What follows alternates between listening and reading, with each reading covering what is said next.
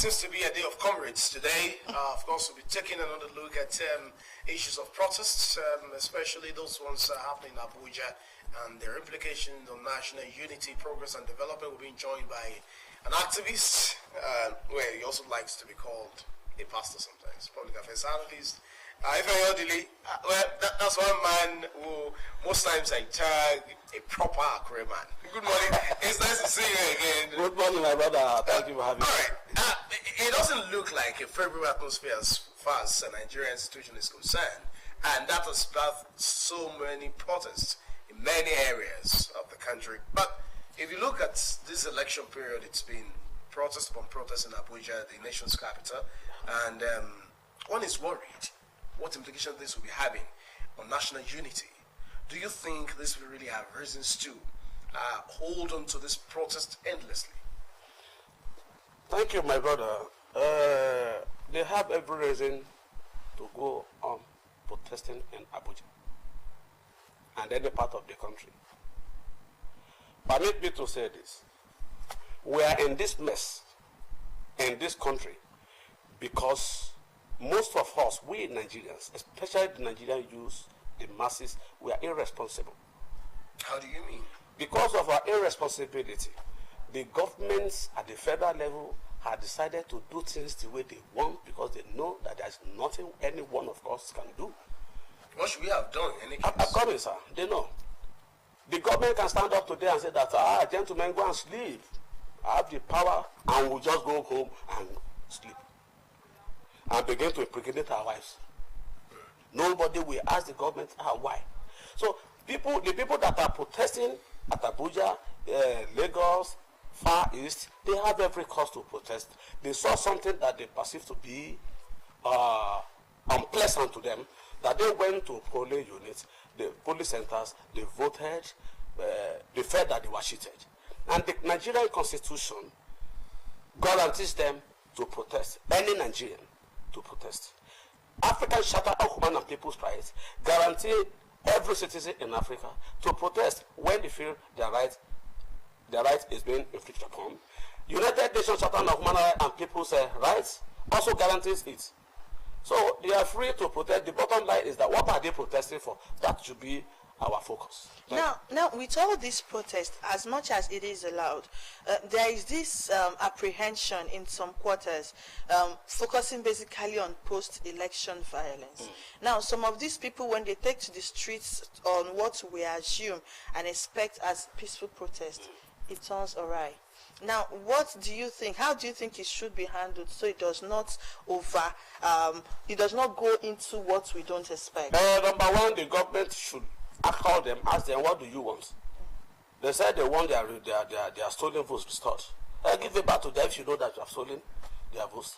How do you think that will happen? They are in power. They should know. They have teams. They should know. They said, you have stolen my properties, return my properties. If you have not stolen, they have told them, go to court. So I think they too should exercise patience because the court is there to judge who is actually the winner of that election. The umpire of that election has ruled and he has awarded, let me put it that way, he has given a certificate of returns to whom they want, to the person they feel that, yes, he actually won the election. Who feel that? INEC. Is it a matter of feeling? I don't know. Yes, let me, please. You see, why I say so is, when they came out with the idea of e-transmission, we are going to transmit from the polling unit, I was one of the people that supported the Jacobo. Yes, right to the National Assembly, that this is a welcome thing, that it will not give room for election rigging. But on the day of election, he said that thing has something you have spent billions of naira. What do you expect INEC to do in the face of reported several attacks, cyber attacks, attempts to twist the commission? They say so. No evidence. But if that was true at all, they would have suspended the election. Yes. Because that beavers, or what do you call it, they spent billions of naira on it. Billions of Nigerian taxpayers' money. Was the problem with beavers or IRF? I don't know. They will tell us. I don't know. I am not an INEC staff, and I am not a scientist or ICT expert. Because what was talked about was the issue of the RF and how many people allegedly made attempts to hack into it to cause election manipulation. So that's the explanation that INEC gave Nigeria. Despite that, was there no election manipulation? Were there no election manipulations across Nigeria? All of them, they perpetrated the election fraud. We all saw them. So I don't blame anybody that is protesting. So coming to your question that how do we restore confidence or normalcy is to invite them, talk to them. Gentlemen, let us come back from the court. But I know their fear. Their fear is that the politicians are so smart, they will go to court and ABUJA. That is their fear. So they prefer to go into the streets to demand for how will politicians ambush the judiciary? You know, don't ask me. I'm asking you. They will always go there. We all still feel that the judiciary is the hope of the last hope of the common man. That is if you are saying that politicians will twist the judiciary, isn't that a gloomy picture of the situation that Nigeria really currently is? Judiciary is the hope of common man in the Western world, not in this part of the world. Democracy is the best form of government all over the world in the Western world, not in Africa. I am a leader in campaign for democracy, but I'm telling you today, I'm getting fed up with the word democracy, with that type of government. I'm getting fed up with it. Democracy that is making me to go hungry. Democracy that took away money from my pocket for almost 2 months. There is high inflation in Nigeria today. In fact, the people who are protesting are not protesting. They should protest hunger, protest bad governance across Nigeria. We are lucky to have some good governors in our state. For example, in Ondo State here. That is why we are not feeling what other states are feeling. That is why we are not feeling what they are feeling at Abuja. Because we have a reasonable governor here. Their party at the national affairs, at national level, they are failing this country woefully.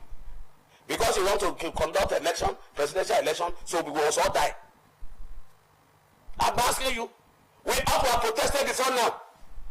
Now, the last guest we had was the NLC Vice Chairman Ondo State. And with what she just said, the protest and Nigerians calling on government to do the right thing, many people accuse the NLC of keeping quiet. What's your stand there? NLC is a civil service body, so they do their own thing with a kind of caution, so that they don't get sacked. They are not like a pro-democracy movement. You cannot bring NLC chairman here to say he will not. The NLC chairman, I want to say that even the president will never come here to tell you his true mind.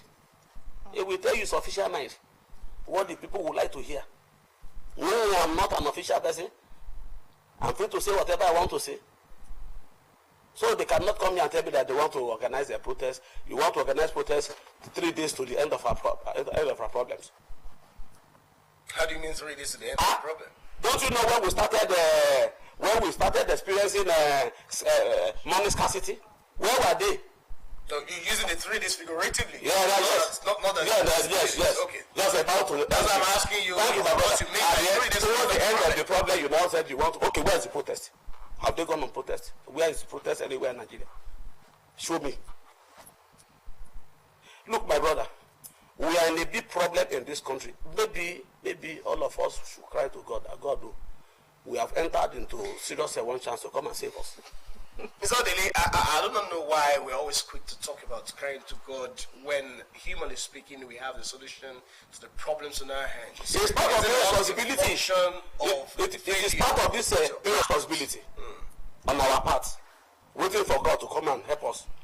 And some people at Abuja, they are helping themselves. Yes? They have cried to God. God has said, go to the streets. How can this be curtailed in so much that it will not lead to civil unrest? In as much as people might really be disgruntled with or disenchanted with certain things in the process or in the system, what do you think should be the disposition of these people protesting? And many people who also feel that they are offended by whatever it is that's happening currently in Nigeria, government so that we don't cause disharmony. Yes, government will appeal to them. Already there is disharmony. Already in Lagos. I've never heard, since I was born, that an Igbo man and Hausa and the Yoruba man were fighting each other. in Lagos. They have been coexisting centuries back. Today, an Igbo man sees a Yoruba man as his enemy. A Yoruba man sees an Igbo man as his enemy. 5 or 6 days ago at SO there was a little altercation between me and some of my friends there. Somebody came out to attack me that you Igbo people, why do you want to dominate us? You dominated in Lagos, you are here in Akure, where I was born. So, since I've been living in Akure over 57 years ago, so it is today I want to dominate Akure. That is one of the discord our politicians have. How do we correct this trend? You see, most times, and let's be frank and candid about this, Mr. Odili, most times you find people talking about the failure of government, the failure of leaders, most often in the political arena. That's not the only place where there's leadership. What should happen by us, the followers, the followers rather, what should be our disposition to correcting this, what I like to term in my own words, ugly trend? The common man has no other means of correcting government than to go to the streets. Do you have any method? I'm talking about the disaffection. Okay, among the... Of course. Yes, whoever that is coming now, maybe Alhaji Bola Ahmed Tinubu, where the first job I think he should do is coming to address Nigerians. Let them know that, look, I am your father. I'm a father to both Igbo man, to BBO, to Efik, to all nations. I am your father. What is going on in Lagos, please, shield your sword. I was watching something today where they wanted to arrest one rascal in Lagos. The man called Potusu Abi Kelo. Let's not use. Okay, I don't want to mention his name now. Let's not use. Simba is a musician. They wanted to arrest him. He was telling them that you can't arrest me. We brought Dubu there. We are now in control. We are now in government life. Yeah, this zoo. Oh yeah, that kind of thing. My dear brother, you see, the man should address all this issue. Address Nigerians. Once again, letting them know I am your father. Whatever that happens, please bear with me. What should be the role of religious leaders, community leaders, and traditional rulers? The same thing too. Unfortunately, the religious leader, the traditional leaders, they have lost a lot of integrities and pedigree. Who do they want to talk to them? But if you agree with me, Nigeria sorry. The religious leaders still owe it a duty to talk to their church members. These people that are on the streets, they have churches they go. Talk to them. Go to national television, not where you want to go and support Buhari or Atiku, that you will assemble at ABUJA. Go and assemble at Atiku Square and invite people and address them. Let them know what peace really means to a nation. Veto the traditional rulers. All right, now, like you rightly said, we're talking about religious leaders. Now, Nigerians believe so much in religion more than anything. Whether Christian, Muslim, or the traditionalists, they believe in whatever they serve.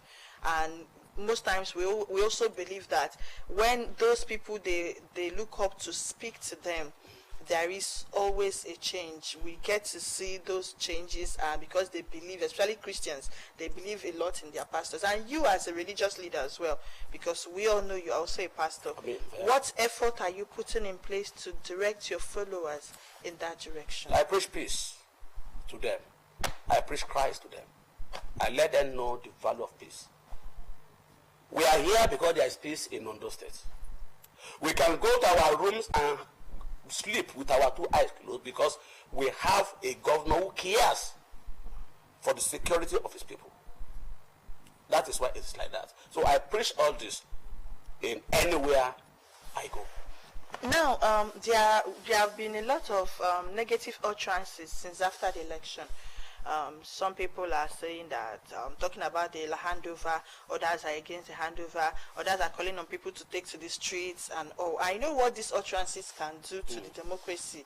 Now, as a leader, how do you think, because most of the time these things are given to the youths, they don't even understand it. They go to the social media, they see whatever, they swallow it and start acting on it. Now, as a leader and a father, how do you think we can handle? We all have grievances. Some people have grievances about the election and all of that. But taking to the streets and destroying properties and fighting the democracy shouldn't be the right way to go. How should we fix this country?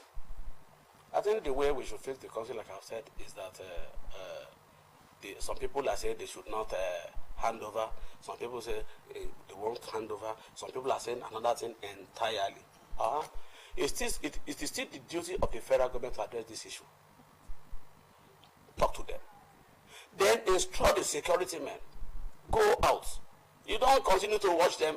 Look, I am beginning to see some hide and seek again inside the presidency. If they are doing that in Abuja and you are getting away with it, something is underground. Something is fishing somewhere that is hidden from you and I.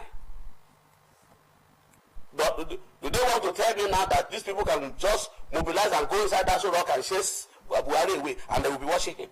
Or them, or rather, you will be watching them. Something is fishing there. Something is fishing, my dear brother. That we are not, that are obscured to us. You don't want handover. You want handover, this and that. What do you want? That means you are calling for interim national government. Does our constitution recognize the international government, Nigerian constitution? Does it recognize it? Do they want us to have another June 12th? So I will be wasting my precious time going to the street to be calling, we want election, say March 11, is it March 11? On March 11 we stand. No. The duty of government now is to curtail, let everybody know that this country belongs to all of us. Talk off. You don't just stay out there so rock and be laughing. Whatever they are doing, yes, welcome. Before you know it, they will mess up democracy. And for your information, the politicians have messed up the democracy. Nigerians have messed up democracy. I have been to a nation, a neighboring country, Niger. You don't talk to the president anyhow, they will behead you. You don't abuse the president anyhow. Go to media today, you see the way they abuse our presidents. Some will even say, to a president of a nation. My dear brother, there are a lot we have. Both the rulers or the leaders, we that they are being led, the institutions, all of our religious leaders, we will go to play. I have to thank you very much, Mr. Ife, for your time on this program. Thank you so much for those very, very profound thoughts you shared with us on the program. Thank you, sir. God bless you, sir. Everyone, this is where we say a very big thank you to you for being part of the program. It's been engagement, I must say, from my colleague, Florian Waya. Yes, always an engaging engagement. And today has been actually fun because when we are talking about how to fix the country, you speak to people that have the power to fix the country. My name is Flora Iwanya. Do enjoy the rest of your day. Let's do this again on Friday morning, God willing. I am Sunday Kolawole, of course. Urging you to enjoy the rest of the day.